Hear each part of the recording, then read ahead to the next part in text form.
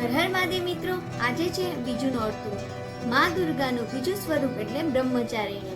તો ચાલો તેના વિશે થોડું જાણીએ. માતા બ્રહ્મચારિણીને જ્ઞાન, તપસ્યા અને વૈરાગ્યની દેવી કહેવામાં આવે છે. માતા બ્રહ્મચારિણીને દેવી પાર્વતીના અવિવાહિત રૂપમાં પૂજવામાં આવે છે. તે સફેદ વસ્ત્ર ધારણ કરે છે. તેમના ડાબા હાથમાં કમંડળ હોય છે. રુદ્રાક્ષની માળા તે વનવાસી જીવનમાં ભગવાન શિવને પતિના રૂપમાં મેળવવાની તપસ્યાથી જોડીને જોવામાં આવે છે. બ્રહ્મચારિણી એ ભગવાન શિવને પતિના રૂપમાં મેળવવા માટે કઠોર તપસ્યા કરી હતી અને તેના કારણે તેનું નામ બ્રહ્મચારિણી પડ્યું હતું.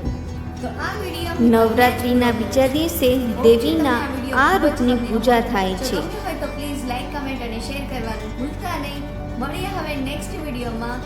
ત્યાં સુધી હર હર મહાદેવ અને નવરાત્રિની ખૂબ ખૂબ શુભકામનાઓ.